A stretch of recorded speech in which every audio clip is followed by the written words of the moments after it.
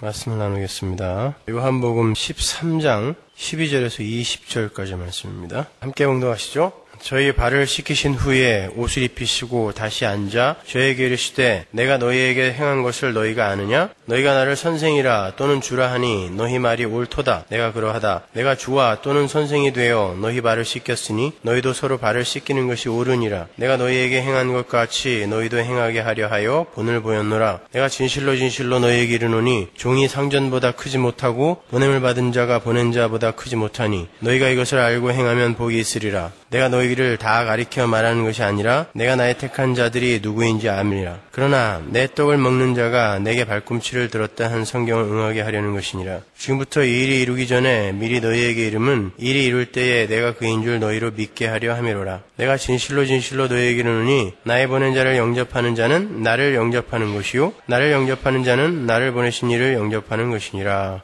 아멘. 우리는 지난주에 예수님의 세족 사건이 갖는 구속사적 의미를 자세하게 파헤쳐 보았습니다. 예수님께서 종의 모습이 되셔서 손수 제자들의 발을 씻기신 것은 하나님과 동등된 본체이심에도 불구하고 자신을 비우시고 종의 형체로 이 땅의 가장 낮은 곳으로 오셔서 십자가를 지고 죽으심으로 하나님 백성들의 죄를 씻어내시는 예수 그리스도의 은혜를 알기 쉬운 그림으로 표현을 하신 것이라 했죠. 오늘 본문을 보면 그렇게 제자들의 발을 씻기신 예수님은 그 일을 마치신 후에 옷을 입으시고 다시 자리에 앉으세요. 거기에서 옷이라는 단어가 복수로 쓰였다고 지난주에 설명해드렸습니다. 그 단어는 예수님께서 십자가 앞에서 모두 발가벗겨졌던 그 상황에서 쓰였던 단어와 똑같은 단어라 그랬죠. 요한은 일부러 그러한 단어를 사용함으로 해서 제자들 앞에서 겉옷을 벗으신 예수의 모습이 바로 십자가에서 자신의 모든 것을 샅샅이 비워내시는 예수 그리스도의 희생을 상징하고 있음을 표현하고 있는 거예요. 그런데 오늘 본문에는 다시 그 옷을 입으시는 모습이 나오는 거예요. 그리고 옷을 입으신 후에 자리에 앉으세요. 무엇을 상징하는 걸까요? 다시 영광의 자리에 복귀하시는 거예요. 히브리서 12장 2절 보세요. 믿음의 주요 또 온전케 하시는 이인 예수를 바라보자. 저는 그 앞에 있는 즐거움을 위하여 십자가를 참으사 부끄러움을 개의치 아니하시더니, 여기까지가 발을 씻는 거예요. 하나님 보좌 우편에 앉으셨느니라.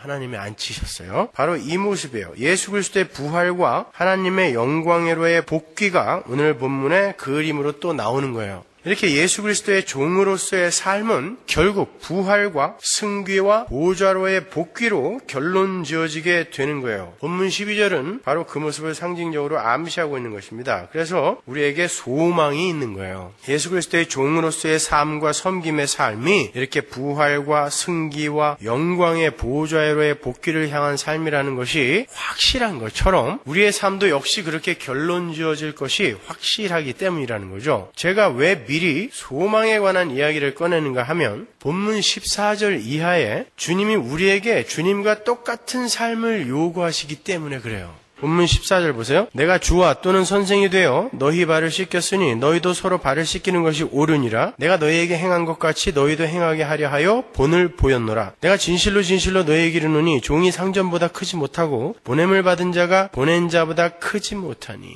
여러분이 이 구절을 오해하시면 안 됩니다.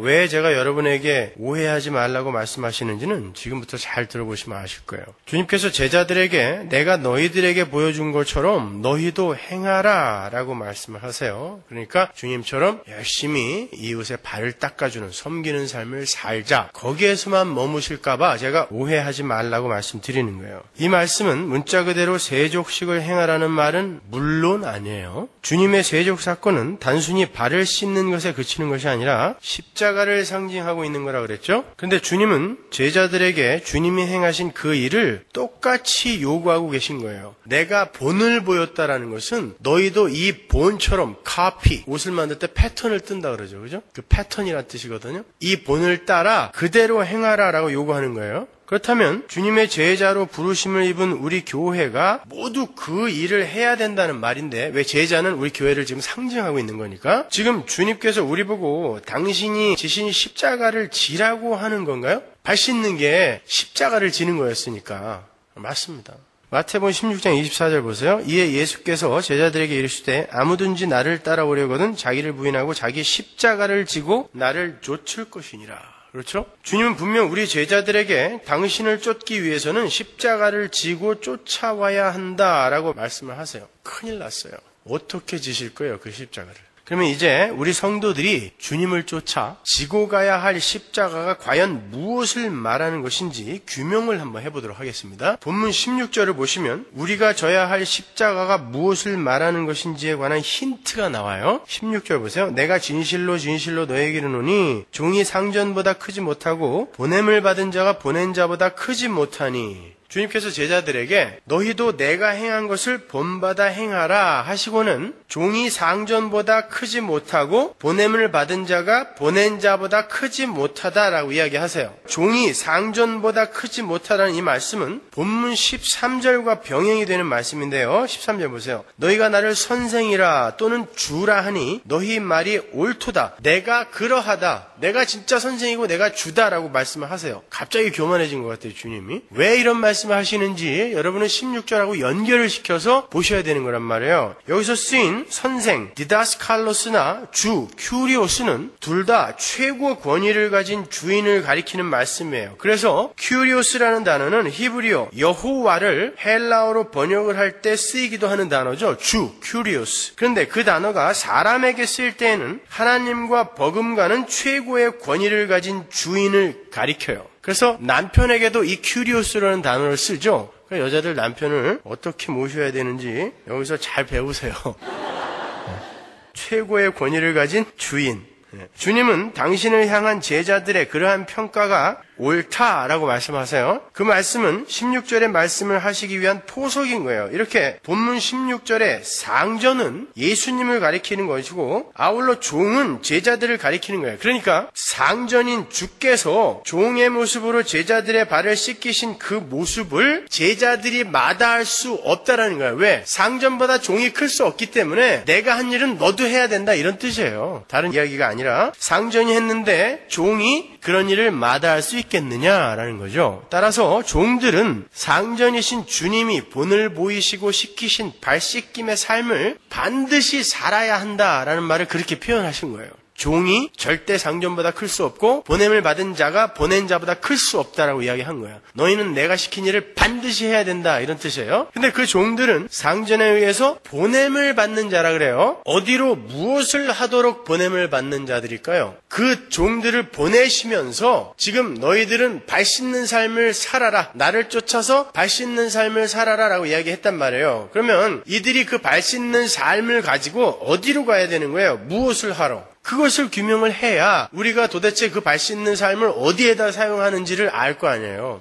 요한복음 17장 18절 보세요. 아버지께서 나를 세상에 보내신 것 같이 나도 저희를 세상에 보내었고, 예수님이 하신 말씀이죠. 주님이 제자들을 어디로 보내셨다 그래요? 세상으로 보냈다 그래요. 세상에 가서 뭐 하라는 거예요? 사도행전 1장 8절 보세요. 오직 성령이 너희에게 임하시면 너희가 권능을 받고 예루살렘과 온 유대와 사마리아 땅끝까지 이르러 내 증인이 되리라. 내 증인이 되려는 거예요. 세상으로 가서. 증인은 사건 현장에서 그 사건을 확실하게 목격한 사람을 가리켜 증인이라고 해요. 보지도 못하고 엉터리로 이야기하는 자는 위증죄로 걸려서 감옥에 갑니다. 올바른 증인은 사건 현장에서 그 현장을 본 사람이어야 돼요. 근데 우리더러 너희들은 봤으니까 증인의 삶을 살아라라고 이야기해요. 우리가 어디서 뭘 봤다는 얘기예요? 제자들 안에서 예수님이 발 씻기는 모습을 직접 그 현장에서 봤다라는 것입니다. 그러니까 너희들은 증인의 삶을 살아야 된다라는 거예요. 어떤 증인의 삶? 그 발 씻김의 삶이 무엇인지를 이해하고 그 발 씻김의 삶을 너희들의 삶으로 살아내므로 말미암아 내가 본 것이 이것이다 라고 보여주라는 거예요. 그 삶이 쉽겠느냐고요. 그 발 씻기는 삶이 바로 십자가를 지는 삶이었는데 그걸 너희들이 증인이 되어서 나는 봤고 이 삶이 바로 그 삶입니다 라고 증인의 삶을 살라고 하는데 그 삶이 쉽겠습니까?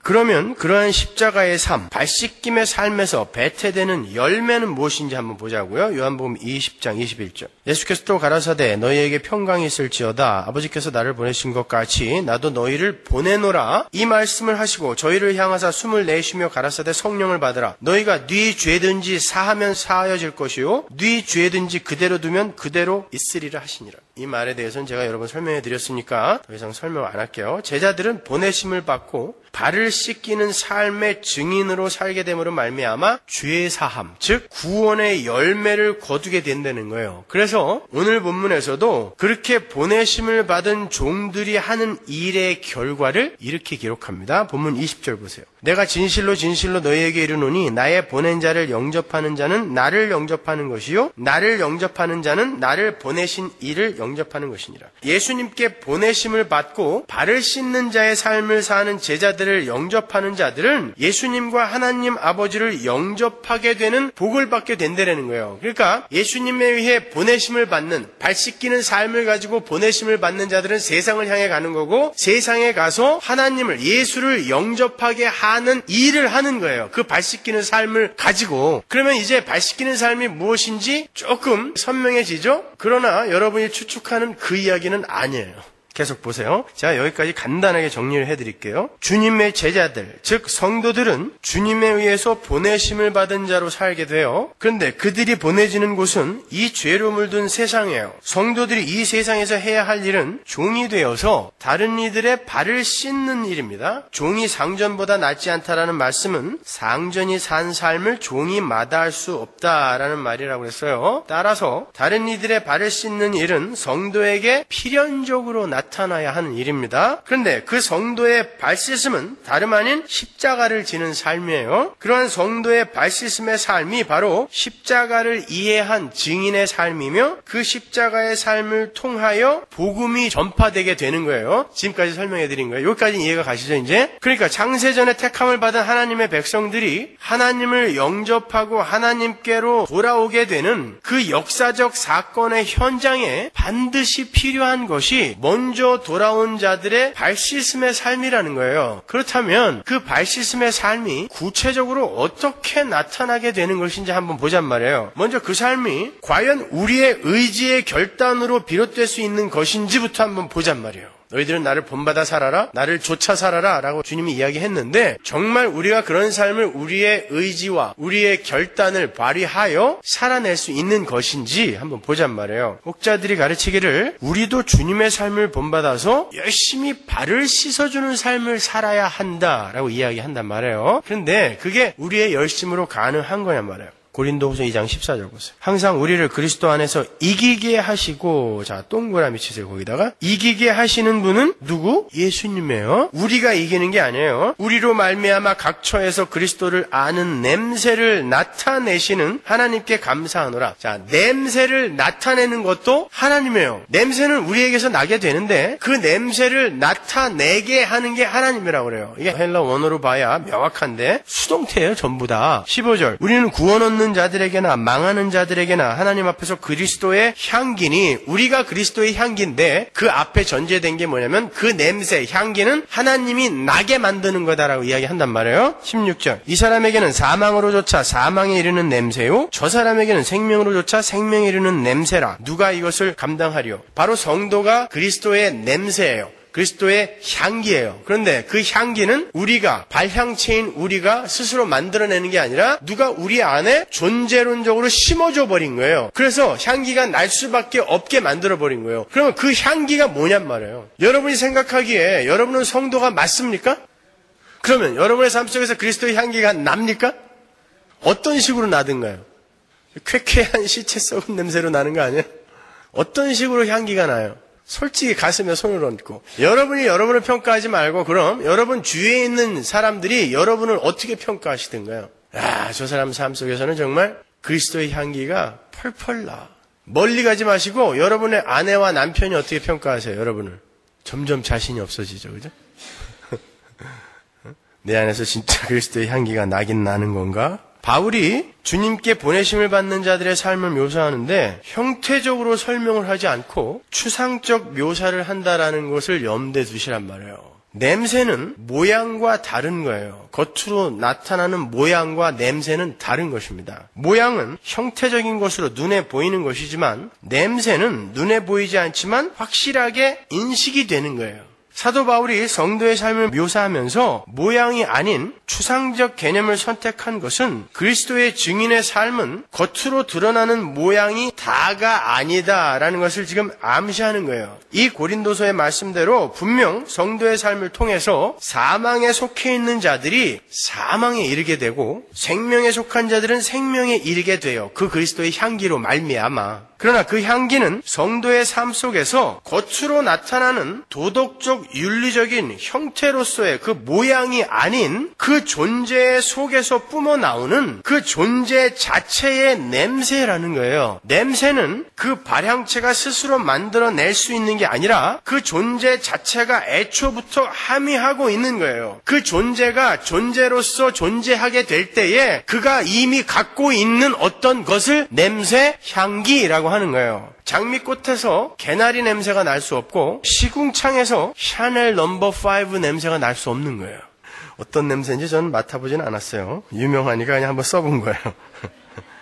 냄새는 그 존재의 고유한 정체성인 거예요. 그런데 어떤 사람들은 우리 안에서 뿜어져 나오는 그 향기를 대하면서 자신의 시체됨을 보게 되어서 우리를 불편해하게 되는 거고 그게 사망에 이르는 냄새예요. 어떤 사람은 그 향기를 대하면서 예수의 은혜, 즉 생명의 냄새를 맡게 된다는 거예요. 그런데 바울은 그 다음 장에서 보내심을 받은 성도들을 가리켜서 향기, 냄새가 아닌 편지라고도 이야기합니다. 고린도서 3장 3절 보세요. 너희는 우리로 말미암아 나타난 그리스도의 편지니 이는 먹으로 쓴 것이 아니요 오직 살아계신 하나님의 영으로 한 것이며 또 돌비에 쓴 것이 아니요 오직 육의 신비에 한 것이라. 편지는 누군가에게 보내져서 보낸 이의 마음을 전하는 역할을 하는 거죠. 여러분이 바로 그 편지라는 거예요. 그런데 그 편지는 스스로 작성이 된 것이 아니라 누군가에 의해 쓰여진 편지예요. 사도 바울은 자기의 전도 사역에 의해서 고린도 교회의 성도들이 편지가 되었다 그래요. 잘 보세요, 본문을요. 너희들은 나 때문에 편지가 되었다 그래요. 즉 바울이라는 예수님에 의해 보내심을 받은 향기에 의해 그들이 편지가 되더라는 거예요. 그런데 그 말은 바울이 그들의 삶 속에 편지를 썼다라는 게 아니라 바울에 의해서 그들이 편지가 되긴 했는데 그들의 신비, 마음속에 이미 편지를 써갖고 있더라는 거예요. 그들이 바울이라는 향기에 의해서 편지의 삶을 드러내더라는 것이지 사도 바울이 그들의 삶 속에서 무엇을 가르치고 훈련시켜서 그들을 편지답게 만들었다라는 이야기가 아니에요. 그 이야기는 새 언약하에 들어있는 모든 성도들을 가리키는 거예요. 사도 바울이 지금 예레미야서의 어떤 부분을 약간 인용을 해다가 그 구절을 지금 쓰고 있는 건데요. 예레미야 31장 31절 보세요. 나 여호와가 말하노라 나를 이르리니 내가 이스라엘 집과 유다 집에 새 언약을 세우리라. 나 여호와가 말하노라 이 언약은 내가 그들의 열조의 손을 잡고 애굽 땅에서 인도하여 내던 날에 세운 것과 같지 아니할 것은 내가 그들의 남편이 되었어도 그들이 내 언약을 파하였음이니라. 나 여호와가 말하노라 그러나 그날 후에 내가 이스라엘 집에 세울 언약은 이러하니 곧 내가 나의 법을 그들의 속에 두며 그 마음에 기록하여 나는 그들의 하나님이 되고 그들은 내 백성이 될 것이라. 여기서 인용을 하는 거예요. 신비에 편지가 써 있어요. 하나님의 의중과 하나님의 계획이 그들의 마음에 써 있는 편지, 그것이 바로 성도라는 거예요. 여러분이라는 것입니다. 그러니까 이런 거예요. 예수님에 의해 세상에 보내진 증인들은 이미 새로운 피조물로서의 고유의 향기를 갖게 되는 거고, 왜? 그들이 이제 새로운 피조물로 예수에 의해 창조가 되어버렸기 때문에 새로운 피조물로서의 향기를 갖게 돼요. 근데 그 향기를 세상에 풍기게 되면 하나님께서 창세전에 택해 놓으신 마음의 신비의 그리스도의 새긴 편지를 지닌 이들이 그 생명의 향기를 좇아서 또 다른 향기가 되어서 세상으로 보내어지게 되는 거예요. 따라서 성도에게서 나오게 되는 그리스도의 향기와 편지의 삶은 모두 하나님에 의해 주어지게 되는 거예요. 우리가 만들어낼 수 있는 게 아니에요. 그러니까 우리 성도에게서 자연스럽게 격발되는 그 향기의 삶, 편지의 삶은 우리의 결단이나 우리의 열심에 의해 나오게 되는 것이 아니라 우리가 하나님의 은혜로 새롭게 창조가 되면 그 새로운 존재의 삶 속에 필연적으로 일어나게 되는 어떤 특별한 현상과 모양을 이야기하는 거예요. 오늘 본문의 단어로 옮기면 주님께서 제자들에게 부탁하신 발시스메 씻음의 삶은 우리가 열심을 부려 내어놓을 수 있는 게 아니다라는 것입니다. 무언가가 전제되지 않으면 절대로 우리의 힘으로 내어놓을 수 없는 거란 뜻이에요. 그게 향기의 삶이고 편지의 삶이니까. 여기까지 이해가 가세요? 그러니까 엄밀히 말해서 주님께서 명령하신 발 씻음의 삶은 내가 반드시 너희를 그렇게 만들고야 말겠다라는 하나님의 의지의 표명인 것이지 우리에게 요구하는 명령이 아닌 거예요. 그렇다면 하나님에 의해 우리에게서 나타나게 되는 발 씻음의 삶이 우리 성도들의 삶 속에서 어떤 모양으로 나타나게 되는지를 한번 보자 말이에요.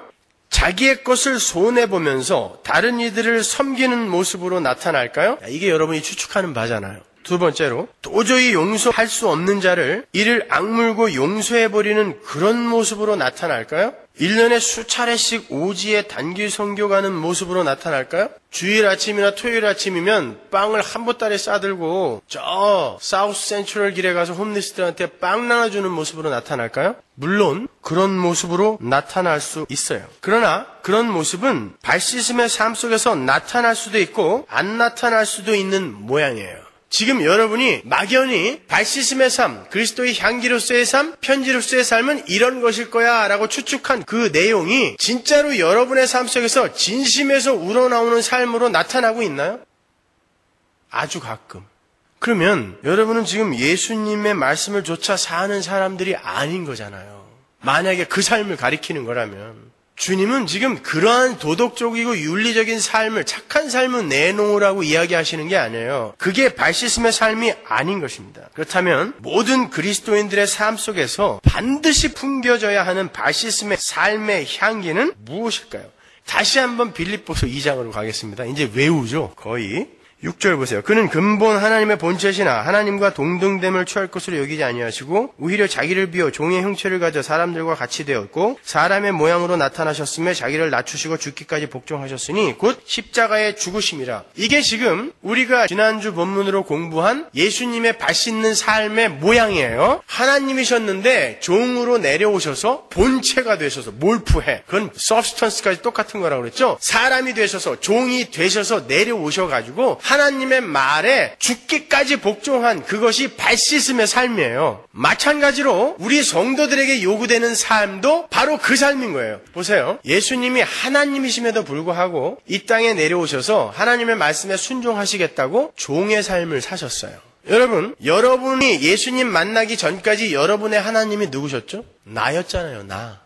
우리가 예수를 올바로 알기 전까지 우리 자신의 하나님은 나입니다. 하나님인 나가 태초의 창조의 목적으로 돌아가서 하나님 절대 의존적 존재인 종의 삶으로 내려오게 되는 것을 발 씻는 삶이라고 하는 거예요. 여러분, 그걸 십자가라고 하는 거예요.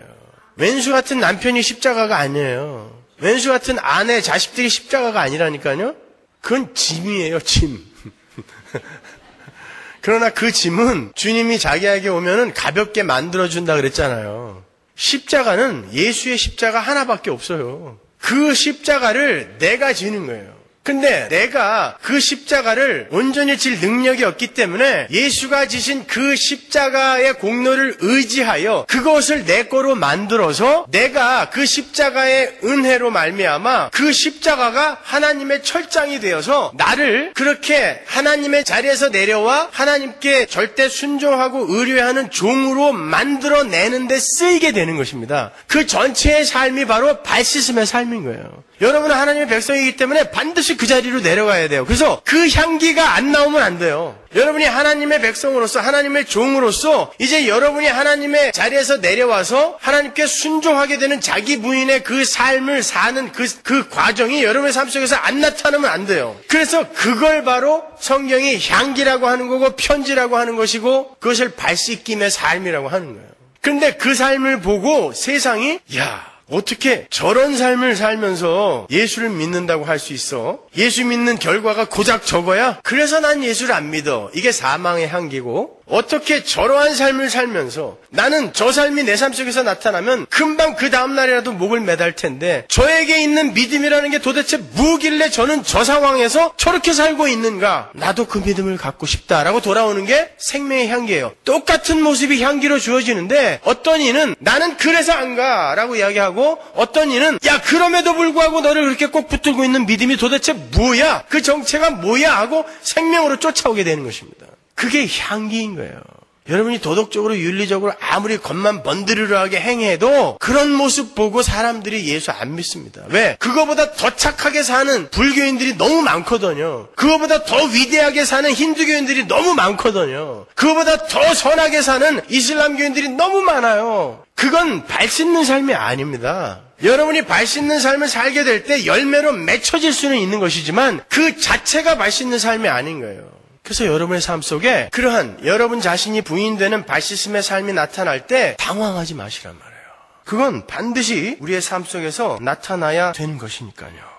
어떤 사람이 엄청나게 많은 재산을 하루아침에 날리고 이 땅에서 믿을 수 있는 건 재산도 아니고 건강도 아니고 가족도 아니고 오직 변치 않는 예수뿐이구나 하고 진리의 복음을 붙들게 되었다면 그 삶 자체가 바로 발 씻음의 삶이며 그리스도의 향기인 삶이며 하나님의 편지인 삶인 거예요. 어떤 이가 이혼을 하고 저렇게 평생 나를 정말 검은 머리가 팥뿌리가 되도록 아껴주겠다고 하던 저 사기꾼도 저렇게 자기의 유익과 쾌락과 행복 앞에서는 나를 이렇게 헌신짝처럼 버리는데 우리 주님은 나를 위해 목숨까지 버리셨으니 내가 의지할 게 누구란 말인가? 예수와 십자가밖에 없구나 라고 여러분이 가셨다면 그 이혼이 여러분의 발 씻음의 삶이 될 수 있어요. 그러한 것을 보고 어떤 이가 저는 저 상황 속에서 하나님을 저주하고 하나님을 욕하고 목매달아 죽어야 마땅한데 어떻게 저 삶 속에서 예수에게로 가는가라고 누군가가 보았다면 그리고 그가 믿는 예수님께 관심을 갖게 되었다면 그 삶이 향기인 거예요. 잘 구분하셔야 돼요, 여러분. 여러분이 만들어내서 겉만 번드르르하게 만들어내서 세상 사람들에게 이렇게 보여주는 전시하는 그런 것으로는 사람들이 절대 예수께 못 돌아옵니다. 우리가 그리스도의 향기를 뿜어낼 때 하나님이 창세전에 택한 당신의 백성들에게 저게 믿음이야. 너에게도 내가 그런 믿음을 주었잖아. 너 저걸 따라갈 테야? 라고 그들을 갖다 붙이신단 말입니다. 그걸 전도라고 하는 거예요. 그걸 선교라고 하는 것입니다. 내가 무언가를 하는 게 아니라 내가 가진 어떤 것을 갖다가 풀어내는 게 선교가 아니라 나는 계속 부인이 돼가고 있고 나는 예수 앞에서 무력한 존재가 되어가는데 하나님이 당신의 택한 백성들에게 봐. 예수 믿고 저렇게 대통령이 된 게 아니라 예수 믿고 저렇게 부자가 된 게 아니라 예수 믿고 저 꼴인데 너에게 믿음이라는 게 있잖아. 저 꼴을 갖고 있는 믿음을 가진 자를 네가 형제로 받아들일 수 있니? 라고 그에게 믿음을 확인하는 거예요. 그걸 선교라고 하는 것입니다. 그래서 선교의 자리에서 전도의 자리에서 자랑이란 있을 수가 없는 거예요. 내가 뭘 했다고 자랑을 해요.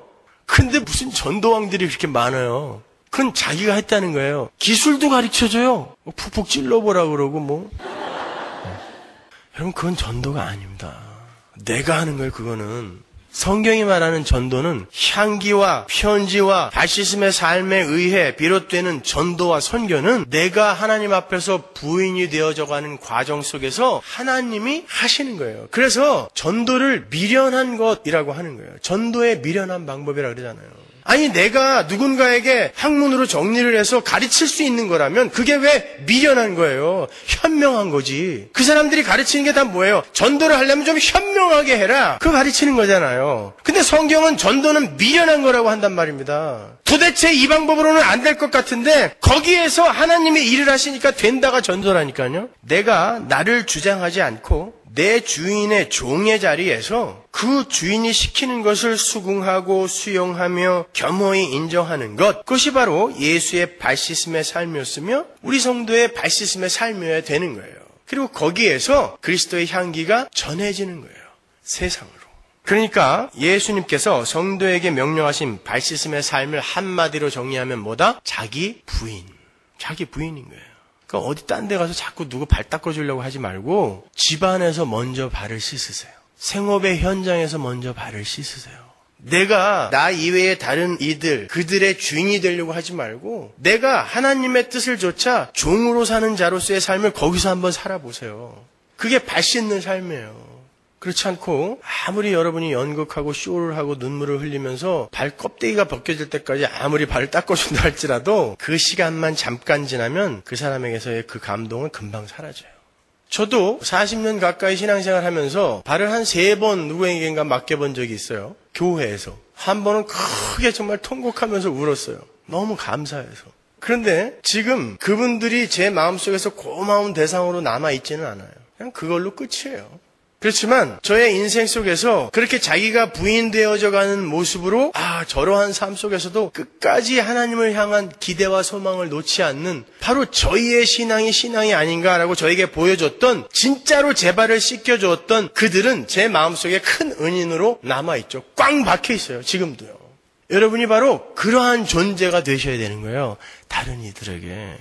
어줍지 않은 선행과 어줍지 않은 관심으로 그 사람의 호의는 금방 살 수 있지만 그것이 그 사람에게 전도의 도구로 쓰여지지 못한단 말입니다. 여러분, 성도의 삶을 잘 규명하시고 그렇게 사셔야 되는 거예요. 여러분, 나가 내 인생의 중심이 되어 있을 때에는 내가 아무리 아름다운 향기를 내려고 애를 써도, 다른 말로 아무리 선한 일을 하려고 애를 써도요, 결국에는 나라는 옛 자아가 갖고 있는 시체 썩은 냄새가 나게 되어 있어요. 오래 못 가요. 근데 내가 부인이 되고, 저거 뭐야 저거? 저게 예수 믿는 사람들의 결국이야 저거? 겉으로 보기엔 그런 모양으로 보여진다 할지라도 내가 부인이 되고 그 안에 예수가 채워진 사람은 겉으로 보기에는 그렇게 보잘것없는 시궁창 같은 모습임에도 불구하고 그 안에서 반드시 예수의 향기가 나게 되어 있어요. 그러니까 관건은 자기 부인인 거예요. 내가 지금 하나님 앞에서 부인이 되어 있는가, 아니면 여전히 나를 주장하고 있는가, 그걸 확인해야 되는 거예요. 우리는요. 마태복음 20장 26절 보세요. 너희 중에는 그렇지 아니하니 너희 중에 누구든지 크고자 하는 자는 너희를 섬기는 자가 되고 너희 중에 누구든지 으뜸이 되고자 하는 자는 너희 종이 되어야 하리라. 이게 그 말인 거예요. 여러분이 하늘에서 큰 자가 되기 위hen 반드시 이 땅에서 종의 삶, 섬기는 삶이 선행이 되어야 되는 것입니다. 하나님께서 그러한 자기 부인이라는 발 씻음의 삶을 살도록 만드시기 위해 우리의 삶 속에서 우리가 의지하고 있던 이 세상 것들을 하나하나 쳐내시는 작업을 하시겠죠. 우리가 하나님 말고 의지하고 있던 것들을 하나하나 쳐내실 거 아니에요. 성도의 삶에서만 그 일을 하세요. 자존심, 체면, 재산, 건강, 가정의 행복, 심지어 안전한 직장 등등 우리가 하나님 이외에 우리의 안전과 행복의 근거로 삼고 있는 모든 것들의 허황됨과 무력함을 경험케 하세요. 왜 그렇게 죽고 못 사는 부모와 자식들 간에도 싸움이 있는 줄 아세요? 성도임에도 불구하고 하나님이 칼을 주러 왔다 그러잖아요. 무슨 심보예요? 부모와 자식 간에 칼을 주시다니. 그게 너희들의 행복의 근거가 안 된다라는 걸 우리에게 가르쳐 주시는 거예요. 그래서 때때로 여러분이 가정 속에서 불화가 일어나는 것입니다. 하나님의 장중 속에서 일어나는 일들이에요, 그것이. 이게 잘 가꾸고 보살핀다고 해서 우리의 영원한 행복의 근거가 안 되는 것이구나 라는 것을 폭로시켜버리는 거예요. 재산, 자존심, 체면, 예수 믿고 그런 거 왕창 꾸겨지는 경험 많이 해보셨죠? 하나님이 하시는 거예요. 그런 거 말고 그런 거 다 사라질 거고 나만 영원하며 나만 믿을 수 있는 존재다라는 걸 우리에게 가르쳐주기 위해서 하나님께서 그렇게 나와 그리고 나라는 우상을 섬기기 위해 내가 이 죄인들의 집단이 이 땅의 가치라고 약속을 해놓은 것들이 하나하나 부정이 되고 기각되어진 모습을 우리의 삶 속에서 경험하게 해주면서 진짜 너희들이 신뢰하고 믿을 거는 예수밖에 없다를 우리의 삶 속에서 가르쳐 주시는 거예요. 그런데 거기에 만사형통이 소원 성취가 문제 해결이 방법으로 쓰인단 말이에요. 고난이란 말입니다. 그래서 성도의 삶이 시험인 거예요. 그러면서 우리는 이 땅에서의 나의 옛사람과 또 이 옛사람들이 옛 아담들이 토해내놓은 이 세상의 가치들을 하나하나 놓게 되는 거예요. 거기서 해방이 되는 거예요. 자유롭게 되는 거예요. 그래서 우리는 신앙생활을 통해서 나와 내가 갖고 있는 세상의 가치들을 하나하나 버리는 훈련을 하는 것이지 예수 그리스도의 도움으로 말미암아 그런 것들을 끌어모으는 그런 삶을 사는 게 아니에요. 그러니까 오늘날 기독교는 잘못 가도 한참 잘못 가고 있는 거죠. 하나님의 택한 백성들은 그러한 우리의 모습을 보면서 자아가 부인되는 우리의 모습을 보면서 그리고 그 과정 속에서 시험과 고난을 겪는 우리를 보면서 예수를 믿으니까 하나님께서 저렇게까지 만드시는구나. 그런데 저 상황 속에서도 하나님 나라에 대한 소망을 꼭 붙들 수 있는 저 믿음, 저게 진짜구나 하고 돌아온단 말이에요. 그들에게 믿음이 있기 때문에. 그러나 세상 사람들은 내가 그럴 줄 알았어. 그래서 나 예수 안 믿어. 네가 예수 믿고 잘 된 게 뭐가 있냐? 그런단 말입니다. 그게 사망의 향기라는 거예요. 성경이 이렇게 명확한데 도대체 어떤 성경을 갖고 공부를 하는 건지 모르겠어요. 그래서 주님이 너희를 영접하는 자는 하나님을 영접하는 자이지만 너희를 거부하는 자는 하나님을 거부하는 것이다 라고 말씀하신 거예요. 너희들의 삶을 이해하고 받아들이는 자가 하나님을 영접하는 자, 창세전에 택함을 받은 자고, 너희들의 삶을 영접하지 못하는 자, 야 그런 거라면 나 안 믿어 라고 너희를 거부하는 자는 하나님을 거부하는 자다 라고 오늘 본문이 그렇게 이야기하는 것입니다. 이렇게 복음 전파는 종이 된 자들의 모습을 통해서 소수의 택하심을 입은 자들에게 미련하게 전파가 되는 거예요. 그래야 믿음의 효력이 검증이 될 거 아니에요.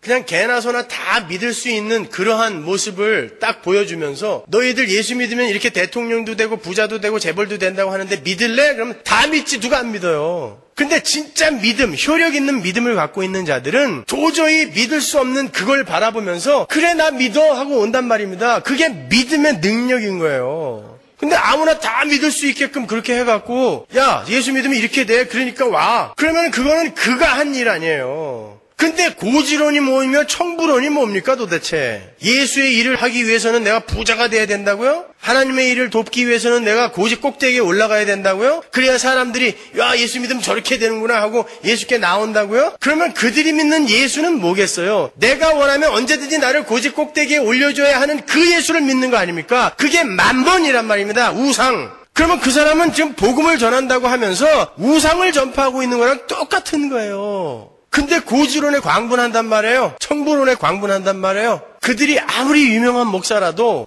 상관없어요. 아무리 과거에 청계천에서 뭘 했다고 하더라도 상관없어요. 지금 그들이 주장하는 게 뭔지를 잘 분별하세요. 성경은 그와 정반대의 이야기를 하고 있잖아요. 그럼에도 불구하고 내가 듣기 좋으니까 그리고 나에게 어줍지 않은 소망이 생기니까 자꾸 그걸 붙들고 싶은 거예요. 그렇게 될 거야. 아니야, 되어야만 해. 이러면서 내가 복음을 만들어내고 있는 거예요.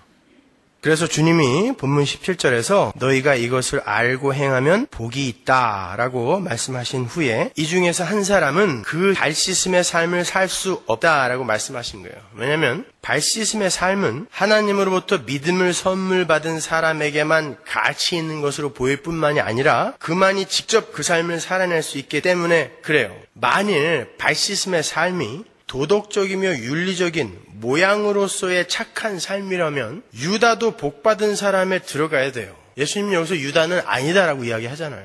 여러분 유다는 열심당원이었어요. 그 예수님의 12제자 중에 조국을 가장 사랑한 사람이었습니다.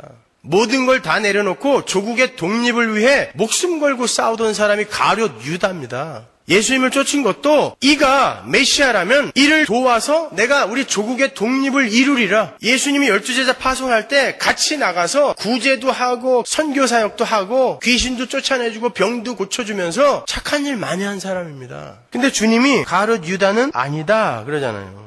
그러니까 전도라는 것은 우리가 종이 되어서 나는 이렇게 하나님 앞에서 무력한 존재입니다가 폭로당하는 그 상태에서 전도가 이루어지는 건데, 그런데 종이 발 씻으러 가면서 자가용 타고 가고 식무 데리고 가고 기사 데리고 가고 그런 거 보셨어요? 청부론이나 고지론은 그러라는 거 아니에요. 지금 종들아 발 씻으러 갈 때 자가용 타고 가, 이왕이면 벤츠. 그리고 발 씻으러 갈 때 웬만한 벼슬은 하나씩 가지고 가라. 어떤 종이 식모 데리고 자가용 타고 섬기러 가요? 발 씻으러 가요. 그런데 하나님 나라는 종의 모습에서 완성이 되어진다고 하는데 전부 종들이 왕처럼 그렇게 살고 싶어 하니까 이게 되겠습니까? 그럼 이제 그러한 예수님의 명령을 쫓아서 발 씻음의 삶, 향기의 삶, 편지의 삶을 직접 몸으로 살아낸 제자들의 모습을 성경에서 몇 군데 찾아보고 마치겠습니다. 고린도전서 10장 31절 보세요. 그런즉 너희가 먹든지 마시든지 무엇을 하든지 다 하나님의 영광을 위하여 하라. 유대인에게나 헬라인에게나 하나님의 교회에나 거치는 자가 되지 말고 나와 같이 모든 일에 모든 사람을 기쁘게 하여 나의 유익을 구치 아니하고 많은 사람의 유익을 구하여 저희로 구원을 얻게 하라. 내가 그리스도를 본받는 자 된 것 같이 너희는 나를 본받는 자 되라. 오늘 본문에서 주님이 제자들의 발을 씻기고 나를 본받아 행하라 그랬죠? 근데 사도가 여기서 나는 그리스도를 본받았다 그래요. 그러니까 나는 발 씻는 삶 살았다 이 말이에요. 근데 여기서 뭐라 그래요? 그 발 씻는 삶이 뭐라 그래요? 나를 위해 살지 않고 하나님과 다른 많은 이들의 유익을 위해 살았다 그러잖아요. 근데 사도 바울이 원래 이런 사람이었어요? 아니었잖아요. 근데 어떻게 이렇게 하나님과 다른 많은 이들의 유익을 위해 살고, 너희들 나를 본받아, 내가 그리스도의 삶을 본받은 거거든, 하나님을 위해 또 다른 많은 이들을 위해 내가 이렇게 산 것이 그리스도를 본받은 삶이니까 나를 본받아 라고 이렇게 자신 있게 이야기를 했을까요? 어떤 과정을 거쳤길래? 고린도전서 4장 9절 보세요. 내가 생각건대 하나님이 사도인 우리를 죽이기로 작정한 자 같이 미말해 두셨음에 우리는 세계 곧 천사와 사람에게 구경거리가 되었노라. 우리는 그리스도의 연고로 미련하되 너희는 그리스도 안에서 지혜롭고 우리는 약하되 너희는 강하고 너희는 존귀하되 우리는 비천하여 바로 이 시간까지 우리가 줄이고 목마르며 헐벗고 매맞으며 정처가 없고 또 수고하여 친히 손으로 일을 하며 후욕을 당한 즉 축복하고 핍박을 당한 즉 참고 비방을 당한 즉 권면하니 우리가 지금까지 세상의 더러운 것과 만물의 찢기같이 되었도다. 내가 너희를 부끄럽게 하려고 이것을 쓰는 것이 아니라 오직 너희를 내 사랑하는 자녀같이 권하려 하는 것이라. 그리스도 안에서 일만 스승이 있으되 아비는 많지 아니하니 그리스도 예수 안에서 복음으로써 내가 너희를 낳았음이라. 그러므로 내가 너희에게 권하노니 너희는 나를 본받는 자 되라. 사도 바울의 삶이, 그리고 사도들의 삶이 너무 처참하지 않아요? 예수님의 삶과 방불하죠.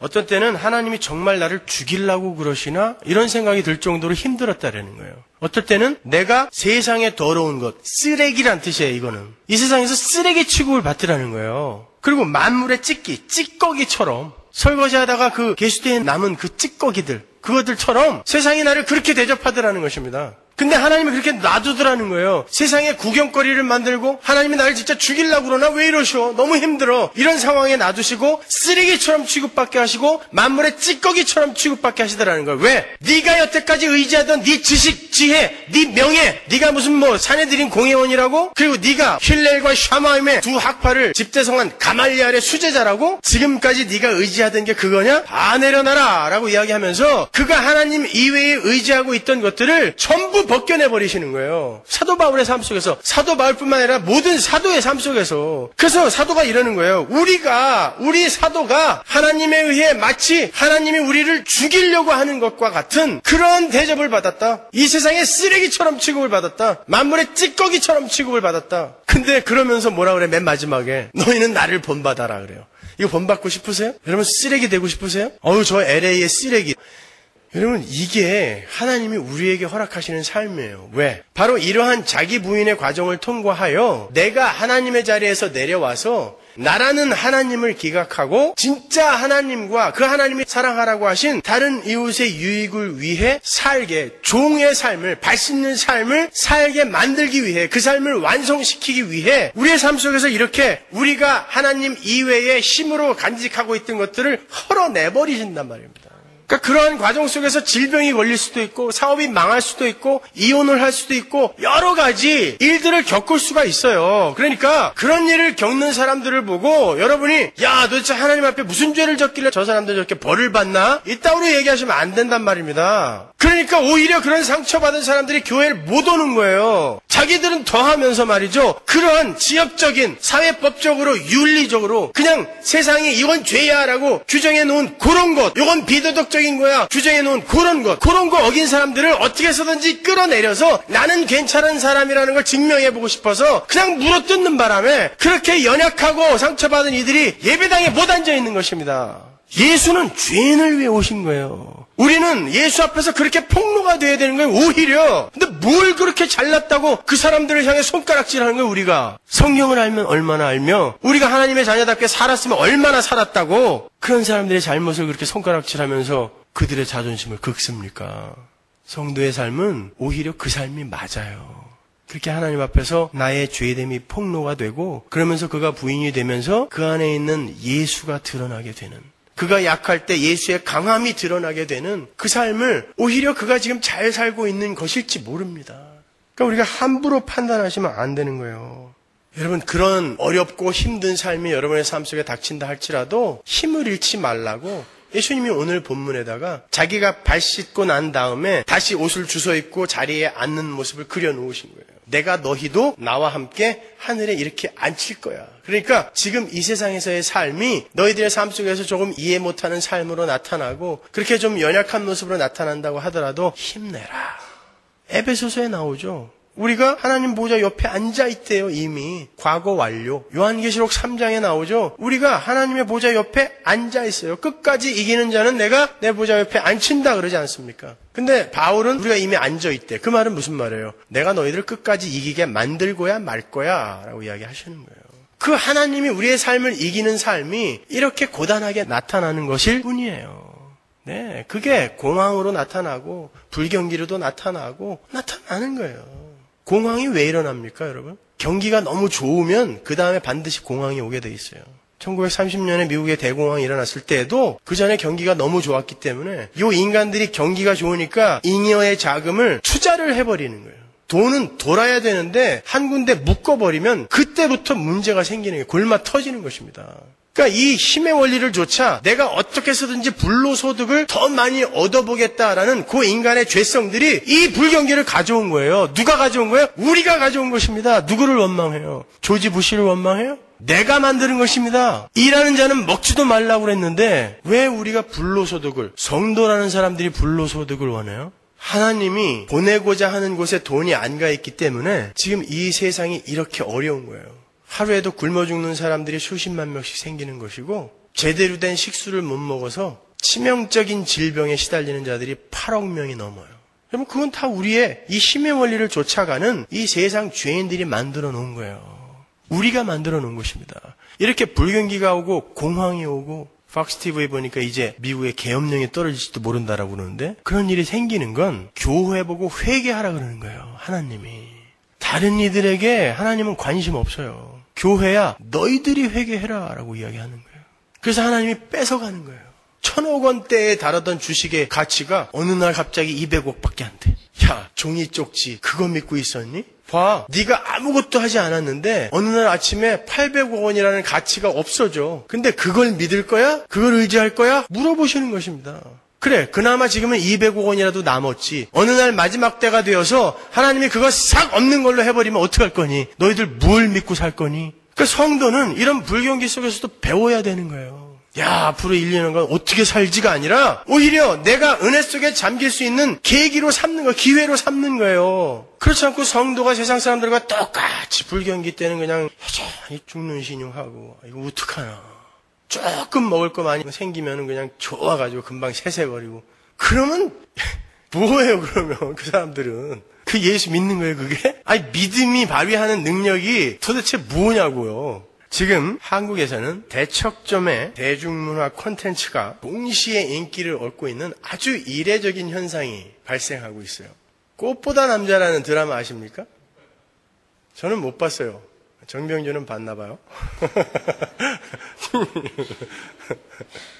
꽃보다 남자의 구준표. 고등학생인데 스포츠카를 타고 다니고 아버지의 회사의 전용기를 타고 다니면서 세계의 휴양지를 안방 드나들듯 드나드는, 자기가 갖고 싶은 건 뭐든지 가질 수 있는, 거기다가 키도 크고 잘생기기까지 한 그를 보면서 대한민국 전체가 환호를 하고 있어요. 야 멋있다.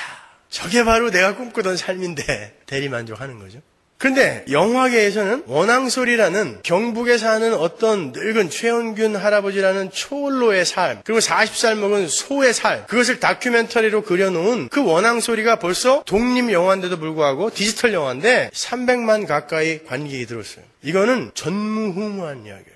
이 두 영화는 그야말로 대척점 같은 차이를 갖고 있는 영화예요. 완전히 다른 부류의 사람들을 그리고 있어요. 근데 그 둘이 전부 주목을 받고 있는 것입니다. 그 둘 다에 열광하는 대중들의 본심은 무엇일까요? 대중들은 도대체 어떤 것을 추구하고 있기에 구준표라는 그 로망과 최원균 할아버지라는 향수에 둘 다 환호를 보내는 것입니까? 그 두 종류의 환호는 완전히 다른 종류의 거예요. 힘의 원리라는 세상의 삶의 원리에 의해서 끌려가고 있는 대중들은 구준표라는 환상 속에서 대리만족을 느끼고 있는 것이고, 원앙소리에서 상대적 위로를 얻고 있는 거예요. 꽃보다 남자와 원앙소리는 대척점에 있는 콘텐츠 같지만 사실상 서로를 보완해주는 우리 욕망의 두 얼굴인 거예요. 여러분의 꿈은 뭐예요? 혹시 눈에 보이는 것은 아무거나 자기 것으로 만들 수 있는 구준표라는 판타지가 아닙니까? 그럼에도 불구하고 현실이 따라주지 못하니까 원앙소리의 그 초월로를 보면서 상대적 위로를 느끼고 있진 않으세요? 멀리 갈 것도 없어요. 지금 여러분 주위에서 여러분이 가장 부러워하는 사람이 누구예요? 그 여러분을 위로하는 건 뭡니까? 혹시 내 이웃의 불행이나 슬픔을 나의 위로로 삼고 있지는 않으세요? 어떻게 해서든지 다른 사람들보다 높은 곳으로 올라가서 내가 이 세상의 중심이다를 외치고 싶은데 그게 여의치 않으니까 다른 사람의 불행을 위로 삼아서 나라는 우상을 달래고 있지는 않으십니까? 그건 여전히 하나님의 자리를 차고 앉은 세상 사람들의 삶인 것이지 종으로 보내심을 받아 발을 씻는 성도의 삶이 아닌 거예요. 우리의 상전이신 예수님께서 하나님의 자리에서 내려오셔서 종의 모습으로 복음을 전파하다가 가셨어요. 그리고는 우리에게 바로 그 삶을 본받아 살라고 말씀하셨습니다. 종은 상전보다 크지 못하다는 말씀과 함께요. 그 말은 보내심을 받은 종은 상전의 삶보다 더 낫지 못하다는 거예요. 따라서 우리는 예수 그리스도의 십자가의 삶을 감수하며, 아니 오히려 기대하며 살아야 하는 사람들인 거예요. 그리고 실제로 그러한 발씻음의 삶이 우리의 삶 속에서 나타날 때에 당황하지 않으며 오히려 기뻐할 수 있는 자리까지 나가야 되는 거예요. 감옥에서 두들겨 맞고 나오면서 하나님이 자신들을 그렇게 대우하셨다라는 것에 기뻐 찬양을 했다는 사도들의 모습이 우리에게서도 나와야 하는 것입니다. 그게 우리의 목적지예요. 그게 발을 씻는 종의 모습입니다. 저는 그 이충렬 감독이라는 사람이 벌써 한 4, 5년 전에 경북의 어딘가에서 그 원앙소리를 찍고 있다라는 소식을 들었기 때문에 기다리고 있었거든요. 작년에 부산국제영화제에 그게 다큐멘터리 최우수상을 받았어요. 그래서 제가 즉시 봤죠. 일반 극장에서 개봉도 되기 전에. 근데 저는 그 영화를 보면서 다른 이들은 무엇을 느꼈는지 모르겠어요. 이게 포스트 모더니즘 시대의 해체주의의 특징이기는 한데 작자가 그리려고 하는 것을 무시하고 자기가 그냥 자기 마음대로 주관적으로 받아들이는 게 해체주의거든요. 포스트 모더니즘 시대의 특징이 해체주의하고 상대주의잖아요. 저는 그 해체주의적으로 그것을 평가한 게 아니라 신앙인으로서 그 영화를 보면서 이 이야기는 바로 이 이야기이겠다라고 그렇게 이해를 했어요. 최원균 할아버지라는 분은요, 8살 때 침을 잘못 맞아서 오른쪽 다리인가 왼쪽 다리가 근육이 자라지 않아갖고 이렇게 얇아요. 그래서 다리를 한쪽을 못 쓰시는 분이에요. 다큐멘터리 실화예요. 실화를 3년 동안 옆에서 찍고 그걸 편집해서 영화로 만들어낸 거예요. 그 할아버지는요, 너무나 가난하신 분이에요. 근데 자식들이 9남매나 있어요. 그 자식들을 키우기 위해 걷질 못하니까 무릎으로 엉금엉금 기어서 자식들 9남매를 공부 다 시키고 시집장가 전부 보냈어요. 그 오랜 세월을 함께했던 소가 40살 먹은 그 소예요. 소는 15년밖에 못 살아요. 많이 살아요. 근데 얼마나 이 할아버지가 끔찍히 외줬는지 40년을 친구처럼 할아버지 옆에 살았어요. 이 할아버지는요, 이 소가 혹시나 잘못될까봐 논과 밭에 농약도 치질 않아요. 그리고 할머니가 열심히 일하고 있는데 소 풀 뜯으러 갈 시간이 되면은 정확히 일어나서 풀 뜯으러 가요. 그러니까 할머니는 꾸알꾸알꾸알 하죠. 맨날 나만 일하게 한다고, 소밥 먹인다고. 이 소가 40살 정도가 되니까 이제 너무 늙어서 일어나질 못해요. 피실피실 하는데 할아버지가 소죽 한 사발 쏘주고 이랴 그러잖아요. 그러면 산더미 같은 나무를 짊어지고 와요. 할아버지가 같이 가면. 그 할아버지는 뒤에서 그 고장난 트랜지스터 라디오 하나 들으면서 잠깐만 뭐 이런 거 들으면서 집으로 향하죠. 근데 이 소가 얼마나 일을 많이 했는지 벌써 등뼈가 다 이렇게 뿔뚝뿔뚝뿔뚝 다 튀어나와 있고 죽을 때가 다 된 거예요. 할머니는 걸핏하면 그 소를 붙들고 너하고 나는 팔자가 드세서 죽을 때까지 죽도록 이렇게 일만 하는구나. 자기 넋두리 하는 거예요. 근데 결국 이 소가 나중에 죽어요. 죽을 때 이 소가 할아버지를 보면서 눈물을 뚝뚝 흘립니다. 그러니까 그 할아버지가 역시 같이 울면서 그 40년 동안 그 코에 끼어있던 콧뚜레를 낫으로 뚝 잘라줘요. 그걸 잘라주자마자 죽어요. 그때 할아버지가 울면서 죽어서는 좋은 데 가라. 그게 끝이에요. 그리고는 할아버지의 그 영정사진을 클로즈업 하면서 영화가 끝나는데 그 이야기는 무슨 이야기냐면 바로 그 소가 할아버지의 인생을 투영하고 있는 거예요. 주인이 시키는 대로 죽는 날까지 일어설 수도 없는 상황에서도 주인이 이랴 하면 원앙 소리를 딸랑딸랑 내면서 가는 거예요. 언제까지? 나중에 주인이 됐어 할 때까지, 됐어 하고 콧뚜레를 뚝 낫으로 잘라줄 때까지 가는 거예요. 이 할아버지가 다리가 그 모양인데도 불구하고 자식들이 전부 시집장가 가고 잘 될 때까지 그렇게 무릎으로 기어서 일을 했어요. 자식들을 위해서, 날 위해서가 아니라 예수가 당신의 백성을 위해서 그렇게 자기의 모든 것을 비워내고 십자가에서 자기의 목숨까지 내어주신 그 삶을 저는 최원균 할아버지의 그 삶 속에서 봤어요. 그리고 거기에 동참하여 발 씻기는 삶을 살아가는 그게 성도의 삶인 것입니다. 그 삶이 이제 완성이 되었을 때 힘들고 어렵죠. 근데 나중에 우리 아버지가 우리 코에 꿰는 그 콧뚜레를 목표 지점까지 우리의 코를 하나님이 꽉 꿰고 있단 말입니다. 끌고 가야 되니까. 나중에 그걸 낫으로 뚝 잘라줄 거라고요. 그때까지 가야 되는 거예요. 그때 아버지가 운단 말입니다. 내 자식이 여태까지 고생 너무 많이 했어.